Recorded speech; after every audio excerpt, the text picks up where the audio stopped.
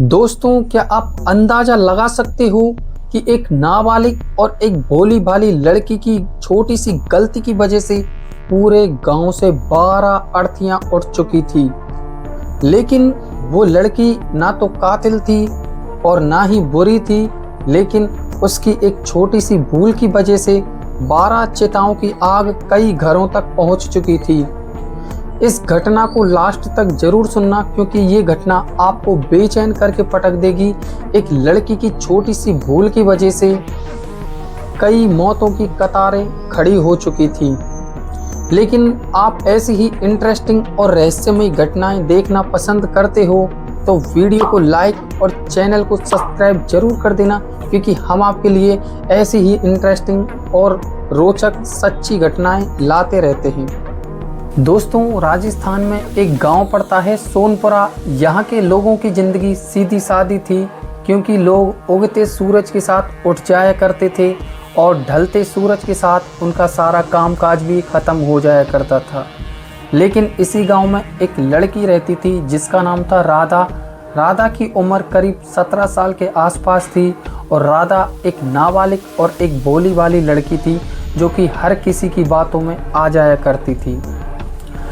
एक दिन सोनपुरा गांव से थोड़ी ही दूरी पर एक मेले का आयोजन किया जाता है, जिसमें रंग बिरंगे झूले और तेज गानों की आवाज़ लोगों के मन को मोहित कर रही थी और कुछ बाहर से घूमने के लिए भी लोग वहां पे आते हैं।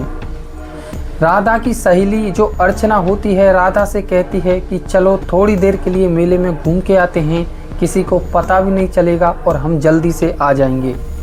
राधा थोड़ा सा हिचकिचाती है, लेकिन वो उसकी बातों में आ जाती है और यही राधा की सबसे बड़ी गलती थी, जो कि वो उसकी बातों में आ गई थी।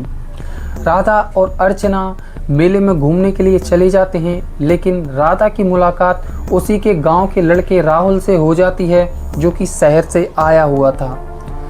राहुल राधा से कहता है कि तुम तो काफ़ी पढ़ी लिखी हो, तुम इस गांव में रहकर क्या करोगी, क्यों ना तुम मेरे साथ चलो, मैं तुमको अच्छी ज़िंदगी दूंगा। राधा थोड़ा सा डर जाती है और हिचकिचा जाती है। वो तुरंत उस मेले को छोड़ के अपने घर पे आ जाती है।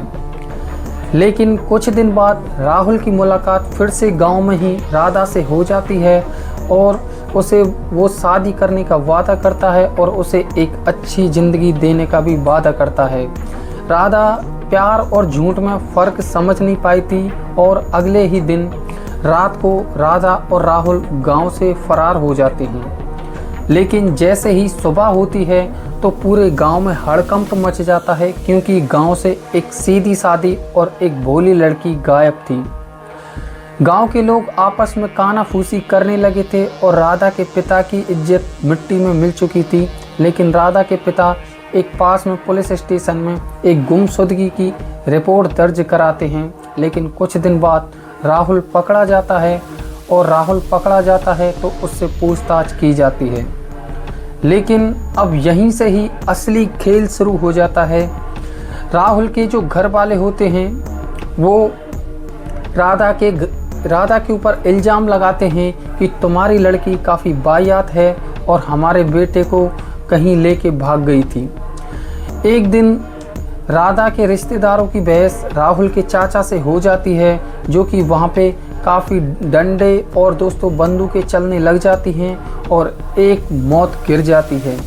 जैसे ही किसी की मौत हो जाती है तो बदले की आग इतनी भड़क चुकी थी कि एक के बाद एक मौत गिरती गई। और दोस्तों, जैसे ही कई लोगों की मौत हो चुकी थी तो गांव में पुलिस आ जाती है, लेकिन पुलिस से ज़्यादा गांव में काफ़ी ज़्यादा गुस्सा छाया हुआ था।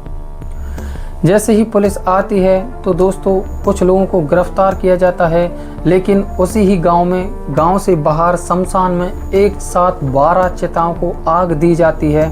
और जब 12 चिताओं को आग दी जाती है तो दोस्तों ये जो राधा होती है ये सोचती है कि काश मैं वहाँ पे ना कर देती तो आज ये 12 चिताएं नहीं जल रही होती। अगले ही दिन पुलिस गांव से राहुल के साथ कई लोगों को गिरफ्तार करती है और गिरफ्तार करने के बाद दोस्तों उनके कर्मों के अनुसार उनको सज़ा सुनाई जाती है और राधा को दोस्तों सुधार गृह भेज दिया जाता है। लेकिन दोस्तों अब सवाल ये पैदा होता है कि क्या सच में पल दोषी थी या पूरा गांव दोषी था या फिर कोई और दोषी था। कमेंट बॉक्स में ज़रूर बताना कि आखिर में इस पूरी घटना में दोषी कौन था। दोस्तों आज भी सोनपुर गांव में शाम होते ही लोग चुप हो जाते हैं, क्योंकि आज भी उनके दिल में वो 12 चिताओं की आग जलती रहती है। ये कहानी एक लड़की की नहीं बल्कि एक सोच और एक गुस्से की है। अगर आप भी ऐसी दिल दहला देने वाली सच्ची घटनाएं सुनना पसंद करते हैं तो ये चैनल आपके लिए है। चैनल को सब्सक्राइब करें, वीडियो को लाइक करें और कमेंट में गलती किसकी थी, आखिर पूरा मामला क्या था दोस्तों, अपनी राय ज़रूर देना। मिलते हैं ऐसे ही इंटरेस्टिंग वीडियो के साथ, तब तक के लिए दोस्तों जय हिंद।